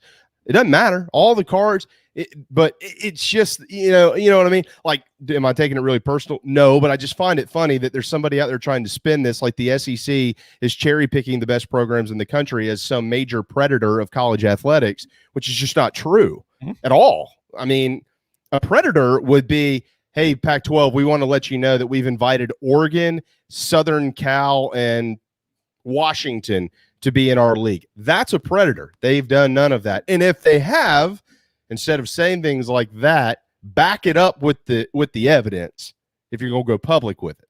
They are the big dog. They're the shark in the sea. So I can understand no doubt. I'm going to throw the word out just because, I don't know, because like I said before, my feelings are hurt. I'm going to throw the word out. They are the apex predator, if you do want to put it that way. But are they going out asking everybody right now? No. They might, but not right now. They're not. Yeah, no, they're not a predator in any way, shape, or form. All right, one final timeout, 1:20 on this Wednesday afternoon. When we return, in the words of Steve Spurrier and the voice, it's time for Carolina football. God, I love that. With Keith Allsep, the host of the Locked on the Gamecocks podcast, right here, though, on the JB and Goldwater show, driven by Stokes Volkswagen. This is Mike Mazzell for Stokes Volkswagen on Ashley Phosphate Road with exciting news. It's springtime and we're playing ball. Most dealerships don't have any inventory, but at Stokes Volkswagen we do. So we're playing ball on every new Volkswagen in stock. Every new Volkswagen available with zero down. Qualified buyers can sign and drive with interest-free financing for 60 months. Remember, Stokes Volkswagen on Ashley Phosphate Road is the fastest, easiest way to sell your car and get the most money for your trade. Plus, we'll take any trade in any condition, paid off or not. Is your credit in a slump? Strike 2. If you've got $500 down and you make at least $2,000 per month, our lenders can get you approved. So if you want to strike out, that's okay. But if you want to hit a home run and save on a new Volkswagen, come see us today at Stokes Volkswagen on Ashley Phosphate Road or StokesVW.com. $1,666 per month per $1,000 borrowed for 60 months at 0% APR with zero down. Plus tax tag. Includes $499.50 administration fee. Subject to VCI credit approval. Expires month end. Peace and love at Stokes VW. Wando Power Equipment, the trusted home of Hustler zero-turn residential and commercial mowers. There is nobody more trusted in South Carolina than our friends from Wando Power Equipment. They've been providing elite commercial and residential service for over 30 years. Landscape Services have turned to their selection of Hustler zero-turn mowers like the Raptor. Bigger, stronger, faster, and the most durable Raptor Hustler has ever designed. Located on Daniel Island and online at wandopower.com. Wando Power Equipment, owned by the Price family, the home of Hustler zero-turn mowers, rentals, service, and specializing in family and friendship. Shrimping season's back. That means local caught shrimp. That's right. Local caught shrimp back on the menu at the Dog and Duck. All three locations, Bell Hall, Park West, and Clements Ferry Road, now featuring once again local caught hand-breaded shrimp, plus other daily specials like the Game Day Burger every Wednesday, Rib Night on Friday, rotating taps all the time, and all the TVs you can possibly imagine for whatever you want to watch. The Dog and Duck in Bell Hall, Park West, and on Clements Ferry Road. It's time for Carolina football.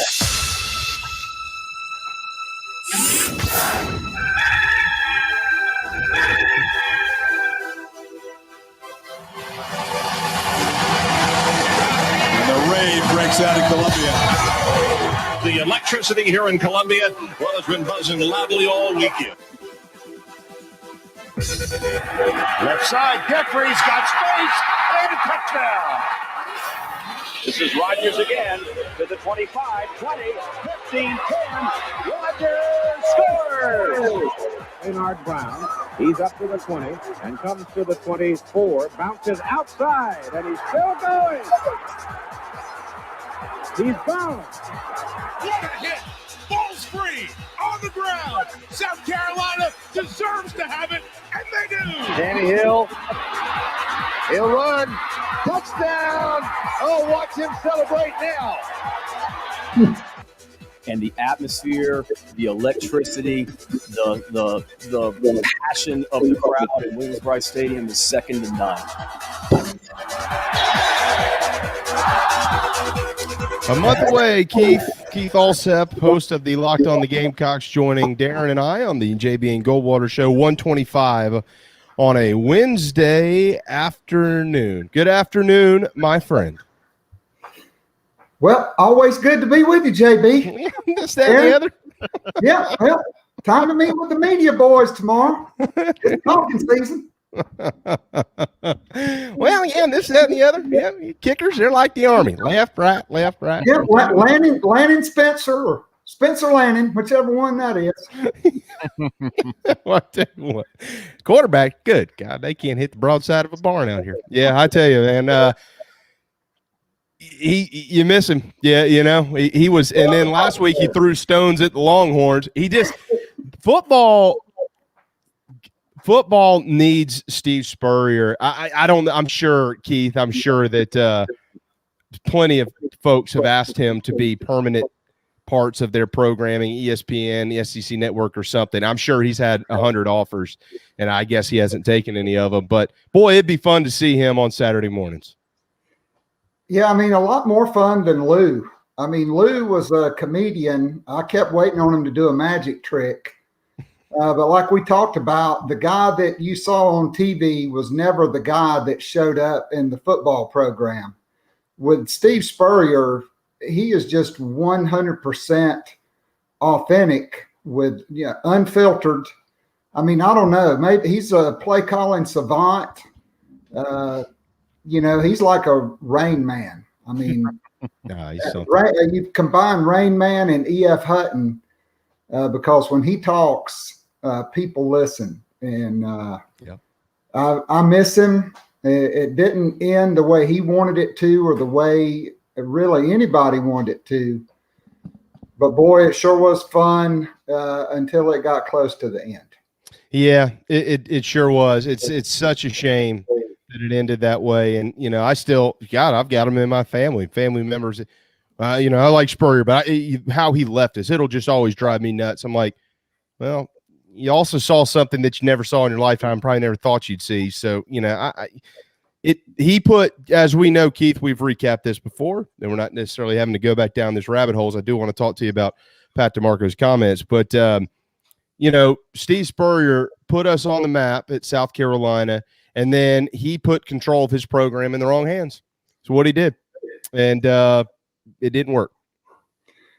No doubt about it. I mean, I don't think I've ever been as optimistic about South Carolina football. I still remember it was a rainy afternoon. I guess it was a Tuesday at lunchtime. I was working my territory in Anderson, and I pulled off the road. They had it on the local radio up there behind the orange curtain. I still don't know how they managed to do that. If they'd have known he was going to beat them 5 years in a row, I know they wouldn't have carried it live, but they did. No, that's right. And then I got home. I watched it online that afternoon. First chance I got to Columbia, I had to have two of those neckties that Steve Spurrier wore at that press conference, one for me and one for my dad. And when we put my dad in the ground, he was buried with that necktie that's awesome. Around his neck, and he wouldn't have had it any other way. It was one of his prized possessions because nobody loved Steve Spurrier more than my dad. And just the optimism. I mean, I still remember the guys, Kornheiser and Wilbaum, oh, South Carolina will win the national championship in 2 years or less. Well, I mean, look, that was a bridge too far. But he's the all-time winningest coach in South Carolina history. And when they hired Will Muschamp, I hope he broke his record. And when we hired Shane Beamer, the first thing I thought was, I hope he leaves South Carolina old and gray, maybe bald, and the winningest coach in school history.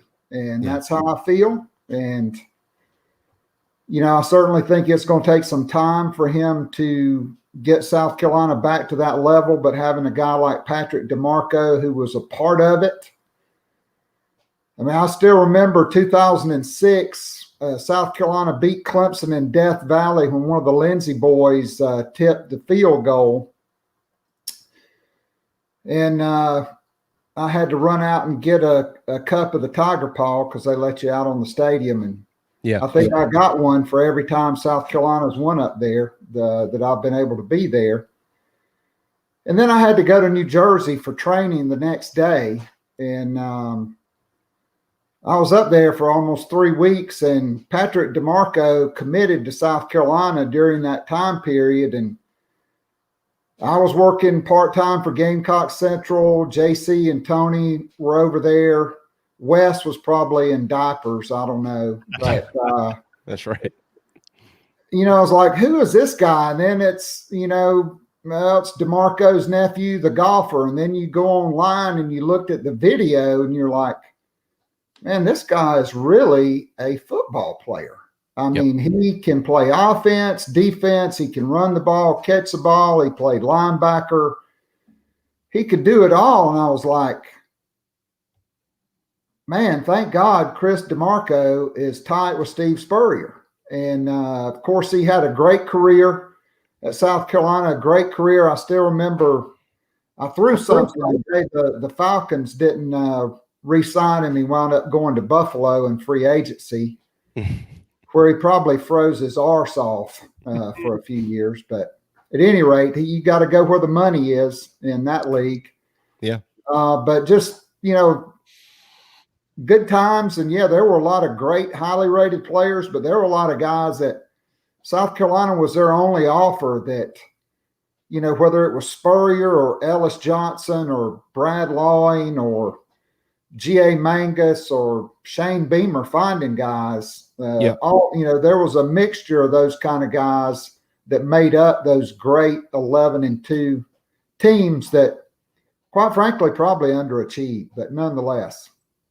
Well, you said something I think that's very important there, because there was a handful of coaches on that staff or in that area of staffs that did have an ability to evaluate guys who what we would call are off the radar.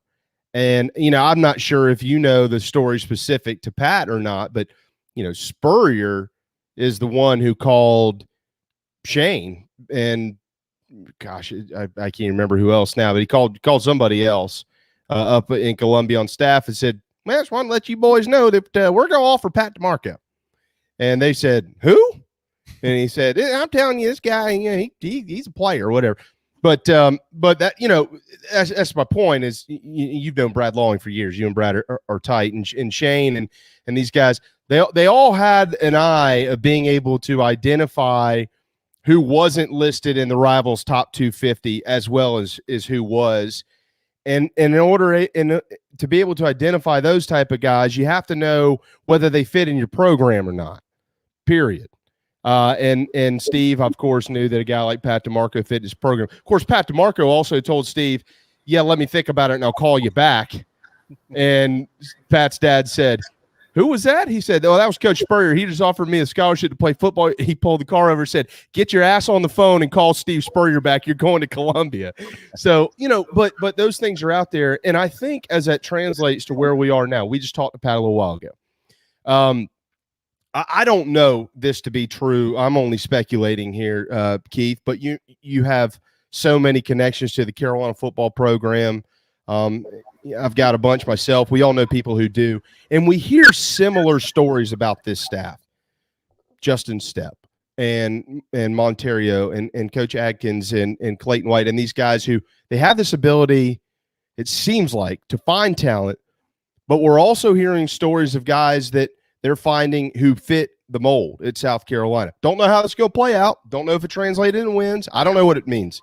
We haven't seen it yet on the field. But it seems like there is a correlation between some of what we saw under Steve and some of what we're seeing now under Shane. Yeah, I mean, look, that's what coaching is. Coaching is coaches, most coaches don't care about star rankings. And, quite honestly, even when a great player commits to Carolina or gets close to committing to Carolina, they're dropping 30 or 60 or 100 and something spots in the rankings automatically because South Carolina is no longer considered a blue blood. Not even when Spurrier was there were they really, but everybody respected Spurrier. But as a coach, they want the best players. They want tough players. They want players that love football, that eat, breathe, drink, sleep it. That's what they want to be, just like Dawn Staley. She says, I want pros. I want players that want to be pros on my team. Yep. Because I was a pro, and I want players that want to be pros. And in any sport, if a guy doesn't really love it, how much is he really going to work at it? Or is she going to work at it when it's not in season or, just right before the season? Mm-hmm. So, I think that's important, is to find players that fit what you want to do. Because here's the analogy is, and look, in football, you probably need a few guys. I'm not going, some people call them turds, some people call them thugs, whatever, not to get back on a poopy conversation again, but it's, you can't have a lot of those guys because they will ruin the culture. It's like, JB, if Pat DiMarco was standing up on a box that was 4 or 5 feet high and he was trying to pull you up on it, even though he's stronger, bigger, more athletic than you probably got a better chance of pulling him down than he does of pulling you all the way up. Mm-hmm. And so culture is very important, and you need people that are going to buy in and people that are going to fit your program. I think it's perfectly well said. Honestly, I think that's great. And we don't need to say anymore because I have no idea how I'm going to follow an analogy like that. 1:37 on this Wednesday afternoon with the great Keith Allsep, host of the Locked on the Gamecocks podcast. And one final note on that, Keith, I as opposed to a lot of fans who are still very frustrated with the previous tenure under Coach Muschamp, I'll say this: Will Muschamp recruited elite players to South Carolina, and by the way, he signed a bunch of elite players at South Carolina. Problem is, Gamecock football isn't and wasn't Alabama or Georgia or Clemson, and there was that. There's only one section of that train that was going to fill up with elite players. The rest of them, you had to find the guys that fit your program. They didn't find enough of those guys, and that's part of what happened here. You mentioned culture and talent and depth and things like that, and development. I mean, this all goes into it. But as it stands where we are now, did you get a chance to listen to the whole conversation with Pat today? Okay. Let me ask you this, because Luke Doty's the center of conversation as camp begins on Friday. We all know that. He said that every time he walks by Satterfield's office, Luke Doty's in there and you can't get him out of the building. I mean, he was a top 100 prospect who has limited experience as a quarterback at Carolina. He was moved to receiver. Does anybody remember this? What does that mean to you when you hear a guy like Pat DiMarco, who's on the offensive staff, who's part of all of this? He's in every conversation, boys and girls. And he tells you the starting quarterback hadn't basically left the building all summer, and he's been in there with our OC every single day. What does that mean to you? Well, I mean, that means he wants to be great. I was privileged to interview Luke a couple times in high school for the podcast, and there's no doubt that this guy wants to be great. He's got a great work ethic. He's got all the intangibles. And so, look, I mean, honestly, if you look at the great programs around the country and the programs that want to be great, their staff is going to tell you the same exact thing about their quarterback. If they're not, well, they are going to tell you that, whether it's true or not, number one. But secondly, it generally is true for programs that want to be really good, because a quarterback is the leader of your offense, period. And, I know they want to do some things because Luke is young, having, the center or the guards or whoever call the protection and all of that, to take that off of the quarterback and try to, stick to keep it simple, stupid mold. Because for me, and I've said this, and Clint and everybody else that's listening now that was on our Garnet and Black Town Hall heard it. It's going to be critical. You want Luke Doty to be a game manager and a guy that can make teams pay for sitting that eighth guy or seventh guy down in the box because you've been running the ball. That they're going to lock up in man coverage because they don't believe you can fit a ball in a tight window on 3rd and 7. And we still don't know if guys are going to catch it on 3rd and 7 at the Tennessee 40 with 4.5 minutes to go in a tie football game. Mm-hmm. There's a lot of unknowns. I was encouraged by what Pat DiMarco said, but every summer you still hear the same thing. And for me, those guys have got to prove it. And I think opposing defenses are going to make them prove it. Luke Doty and the wide receivers are going to have to prove that they can move the sticks on 3rd and 7, because they're just not going to line up and say, okay, we're just going to play base and not really sit on your run game. The offensive line is the strength. You've got 9 guys that have started 84 games. Yep. And on your right side of your offensive line, Javon Gwynn and Dylan Wonnum have started 45 games, and about 42 of those have been side by side. And that's got to be the strength of your offensive line.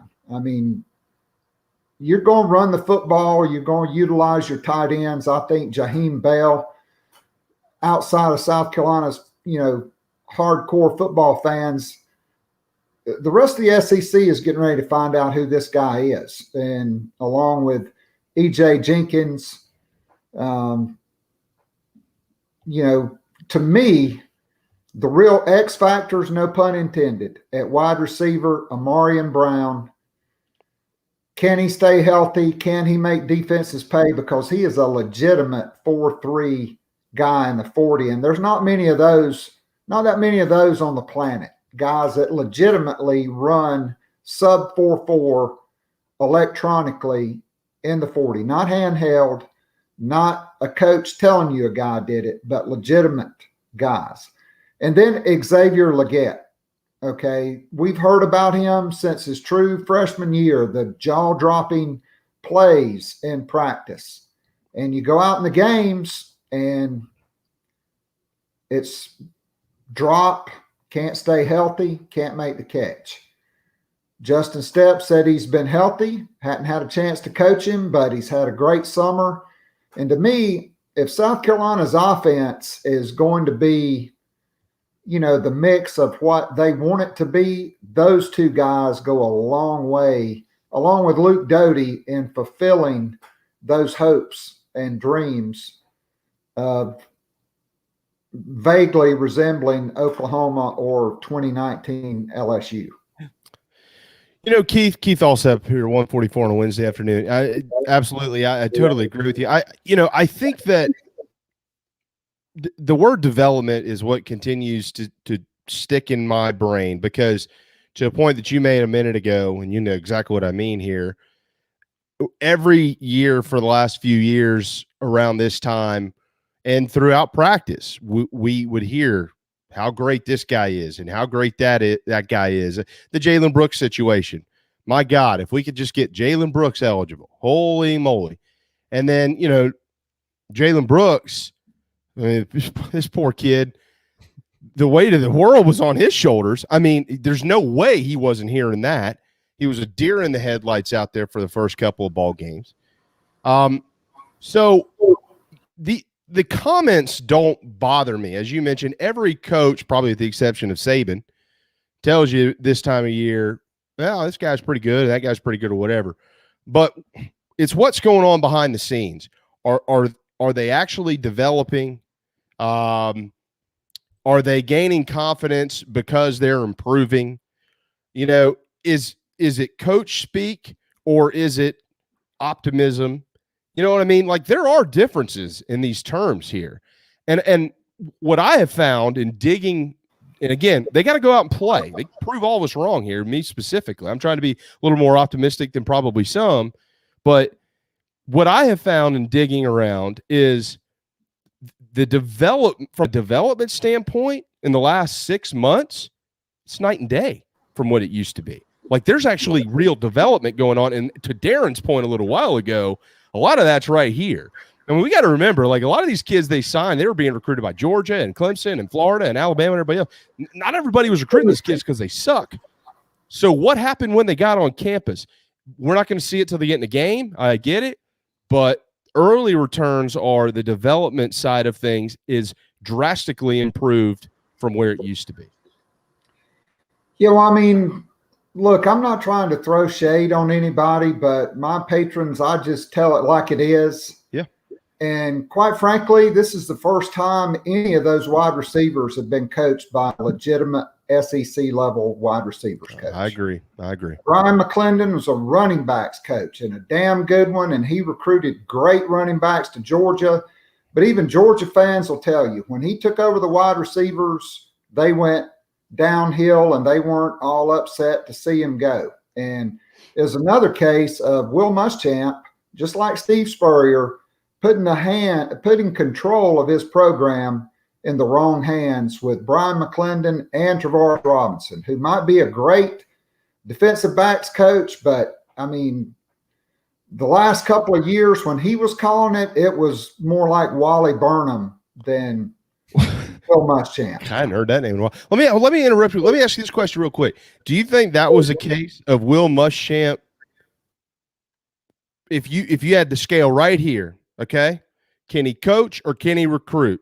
That's the option I've got. I'm going with the recruiter. Is that what we got? We're going to take the guy who we think can recruit, and he'll just recruit his way out of the deficiencies on the development and coaching side. Yeah, I mean, I think that's what it was. I think, you know, he was afraid if he did not promote Brian McClendon that he would go to Tennessee with Jeremy Pruitt. And quite frankly, the best thing for South Carolina football would have been for that to have happened and for Eli Drinkwitz to have become the offensive coordinator. But, you know, talking about the wide receivers, I mean, fair or unfair, after McClendon left, Joe Cox came in with no spring football, with no off-season program, and a guy that was the first-time Power 5 wide receivers coach, a young guy. You know, granted, a lot of people say he's a rising star, but he was a quarterback, and he mostly coached tight ends, except for 1 year. Yep. And so then you bring in Justin Stepp, who, if there was one coach in America that was the perfect wide receivers coach for South Carolina, it was Justin Stepp, because he's proven he could take guys at Appalachian State, at SMU, and put guys in the National Football League and at Arkansas. Okay. He comes home. He is a legitimate developer of talent, a guy that has done it, that has a proven track record of doing it at places that are not about the logo. Okay. It's not like Lance Thompson at Alabama, or Brian McClendon at Georgia, or having that blue shirt with the gator on there with the Air Jordan on the other side. Okay, we're talking about Appalachian State, SMU, and Pig Suey. All right. But he grew up coming to Williams-Brice Stadium as a kid.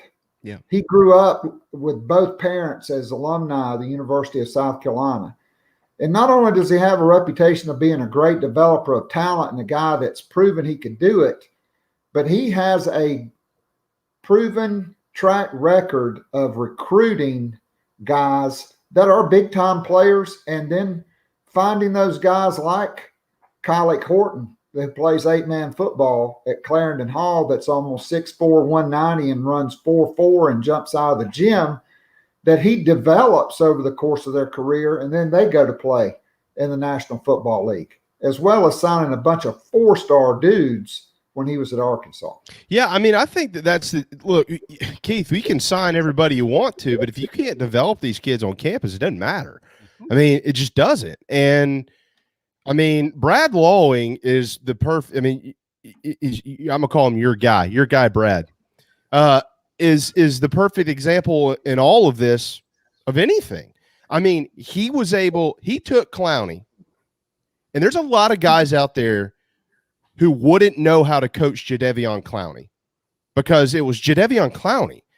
And I think that, and I hate to say this because I have nothing against anybody that's ever put on a Gamecock uniform, jersey, collared shirt, stood on that. If you chose to be at South Carolina, I have supported you always. But a lot of those guys, to what you were saying, which from what I've heard, you're right. And I'm talking about from other people. Oh man, when I was at Alabama, I just signed everybody I wanted to. They come in, you got to coach them up a little bit but for the most part, they can play. And for the most part at Georgia, these guys can play, and things like that. Well, that's not the case at South Carolina. First of all, there's not enough of those guys that surround these dudes to be able to help when you aren't playing at your very best. And you have to, in addition to signing the top guys, you got to be able to sign other guys who you develop. So back to my point with Brad Lawing is, okay, a lot of coaches would have signed Jadeveon Clowney and said, well, damn, I hit the jackpot. That's Jadeveon Clowney. He's going to do whatever he wants to do. He'll be great. But he took Clowney to a different level. And you can expand on that more than anybody. But then he also had guys like Devin Taylor, who was 6'7", 220 pounds when he got to South Carolina, and then he went and played in the NFL for 7 years. So those are the guys that Shane Beamer understands as coaches and understands how they fit in this system. Yeah, I mean, no doubt about it, JB. You want the 5-star guys, but Clowney never had the ego. He didn't start as a freshman. He was never promised he would start, but I mean, by the way, he was playing behind Devin Taylor and some guy named Melvin Ingram, who's been in the NFL a long time. It was a middle linebacker and still probably the greatest high school performance I've ever witnessed. And I was standing beside Brad Lawing on the sideline at Laurinburg County when they played, which was Travian Robertson's team with Jay Wooten and Byron McKnight, and they played Melvin Ingram's team. And gosh, Melvin did everything. He kicked off, he punted, he ran back kicks, he ran back punts, he blocked a field goal and scooped it up and ran it back for a touchdown. He intercepted a quick screen pass with one hand and ran it back about 40 yards for a touchdown. They put him at running back late in the game to salt it away, and he took the old George Rogers student body right and went about 60 yards to the house. And then he did that he did that on a fake punt in Athens, Georgia. That's right. And I wasn't a bit surprised he could do it. It's unbelievable. But I mean, he had to develop because he had never played defensive line, and it took a while. He got too big, then he broke his ankle, and Brad Lawing had to figure out a way to motivate him, and it almost came to blows with Lawing and Craig Fitzgerald in the locker room, after practice, and Loing was scared to death Fitz was going to whip his ass, but he was jumping all over Fitz, telling him, you can't get this guy in shape and ready to play. And Fitz is screaming back, he's in great shape. And Long's like, well, I sure as hell don't see it. And Melvin's eyes are getting real big. And after that, the light came on because he didn't realize the level of that you had to go every day because he had been able to coast in high school. Clowney clearly could coast in high school, but great coaches take individuals and groups of individuals and teach them to do things that collectively they could not do on their own. Mm-hmm. That's what coaching is. It's teaching and it's developing guys to do something that without what you're teaching and preaching and motivating, they could never do on their own. Well, it appears Shane Beamer's got a staff full of those guys, Keith. Practice is set to start on Friday. Probably not going to learn a lot in these first couple of days. I think they're going to go Friday through Monday and then maybe have or Tuesday and then have Wednesday off, something like that. I'll have to go back and look at the schedule. But what are you most interested in coming up here over the weekend? Well, I mean, I don't know how it's going to go, but usually when Will Muschamp gave his State of the Union, usually found out about 5 or 6 players that were going to miss 3 weeks or 12 weeks or out for the year and getting ready to have No. That's not how it happened. It was, he's going to be fine. And then the day before the game, he's out for the season. No, I mean, you would hear, Jalen Dickerson's got an extra bone in his hip. And that's right. He's going to be out for the year, or this guy's going to be out for, maybe the second. Maybe we'll get him back the second or third week in fall camp, and then on Tuesday before the game, so-and-so he'll be a game time decision, and he's on crutches for 2 months. Right. I mean, but I've never seen a dichotomy, right? Like Shane Beamer is the anti-Muschamp with the media. And so I'm anxious to hear what he says. And then, when it's time to kick it off, we'll see if that matches up. Yeah. I mean, I do like the positive energy, and they're putting their, best foot forward as a staff, and they are encouraging, and they're doing everything they can to protect the locker room. Mm-hmm. And, eventually, I don't care who you are, you're going to drop a pass. What happens after that? That's right. What happens after you get, blown out or you lose a game that maybe fans didn't think you should lose? What's that like? We won't know until it happens. But for me, I want to obviously see the development of the guys that play the furthest away from the football, and that's the wide receivers and the secondary.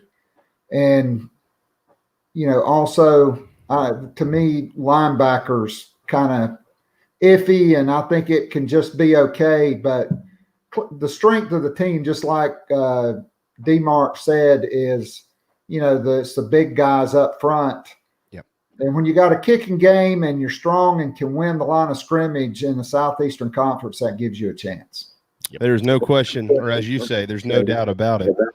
But I'm with you. I'll be honest with you. The most intriguing part of the next couple of days for me is what does that injury report look like and who's on it? And if they are on it, what's their prognosis? We'll find out. Certainly the Locked on the Gamecocks podcast is special. And as a matter of fact, let's see, I just pulled up my phone.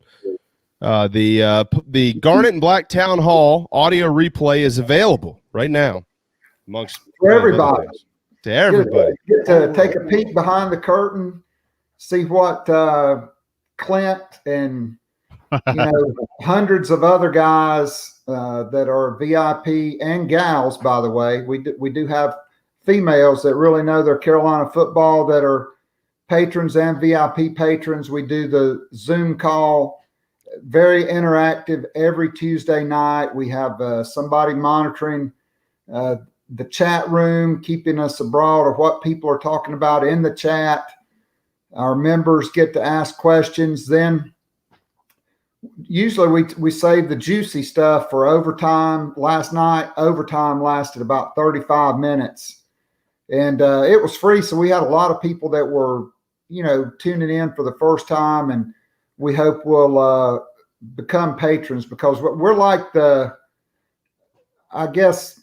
we're the steakhouse version of Gamecock football coverage. It's all about the meat and potatoes. It's not for the casual fan. It's for guys and gals that are hardcore Gamecock fans. And so give us a try. We're running a special right now. If you sign up for an annual subscription, you get 2 months absolutely free. And everybody will tell you the VIP membership is the way to go, because the town hall, I mean, look, I have a great life. I have a beautiful wife. I have a great daughter. I have a lot of things outside, of Gamecocks, but we've been doing this for a year now. And honestly, it's one of the best parts of my week. And I look forward to seeing the same from a lot of guys. I can't wait to finally meet them in person at our town hall tailgate at the Kentucky game. And it's just one of the best parts of my week. And I go into it excited. And when I leave, I'm like, man, I love those guys and gals. They're awesome. Well, I'm coming to that, so don't forget to invite me. You don't need to be invited. You just told him you're going. You're crashing. Whether you just show up. You don't have to be a wedding crasher. I texted Wes Mitchell yesterday. I said, by the way, I'm coming. I told Wes yesterday, I said, by the way, I'm coming to the Gamecock Central party on the 20th. All right. Don't forget about me. Make sure my ticket's at the door. That's all I ask. Because I matter. Yeah. Myself. Keep telling That's what I tell my wife. You are definitely a legend in your own mind. Look, Jamie, that's the Beamer thing. You matter, Jamie. It's all positivity. You matter, man. Right. I'm 6th on the totem pole in this house, though. It's even if you can't catch, you matter. Hey, in the Bradford house, it's 1A and B, Hannah and Riley, and then wife, and then both dogs, and then I'm down here, right outside the top 5. At least you don't have a lizard ahead of you like I do in this house. Oh, yeah. Like a legitimate bearded dragon that lives in this house. You need to feed that thing to the dog. I try, maybe. Look, this is you. People actually heard you say that, so you're probably going to be in trouble if your wife listens to your show. No, you're in trouble. Our wives don't listen to this. No, he's scared of the lizard. Yeah. I was scared of him the first time I ever saw him. I can't imagine what the dog thinks. What the dinosaur? Dinosaur. That's right. All right, Keith, we're going to let you run on that note, but good news. 30 days from today, we're playing football. Can't wait. Yvonne Benag, wasn't he number 30? He was was he? He might have been number 30. Yeah, he's the Frenchman. He's the French. Yeah, I don't know. Yvonne Benag. Maybe. Yeah, nice little hit out there. Got him 15 yards. Got him on the bench for that one. This, that, and the other. So, hey, real quick, the best one was Pavlovich, the tight end. So, first, well, I think we're just going to let him sit over there and rest the next couple of weeks. He dropped like the 10th pass in a row. I think we're just going to let old Pavlovich stand over there and sideline and rest for the next 2 or 3 weeks. God. Him and Justin Sorensen looked like they were about 45 years old in college. That was a weird group of dudes, man. Whatever. Defend. Don't forget about him. Oh, yeah. God. He had one career start at Mississippi State, and after that, he never played again. No, that's Steve. Steve to a T. Well, yeah, he's Go Minder. Telling you. Oh, God, I could do this for days. Luckily, we have Flint on Friday. I'll let him make fun of somebody in a furrier voice. Wando. He caught him a touchdown. Yeah, that was pretty good there. Yeah, yes.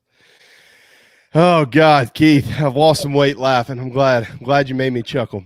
Have a wonderful Wednesday afternoon, and we'll do it again next Wednesday as we get closer and closer, buddy. Thank you.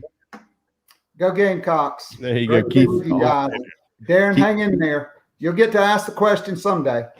Yeah, next time we're going to talk Penn State. We're going to spend 30 minutes on It's Time for Carolina Football, talking Penn State football. It's John Clark. Yeah, that's right. That's what we'll do. Yeah. See, Keith. There you go. All right, we are all but out of time. Good news to finish with. It is, first of all, thanks to the Coast Guard, National Coast Guard Day. Living down here on the coast, I always feel good when I see those boats in the water. There's no question about that.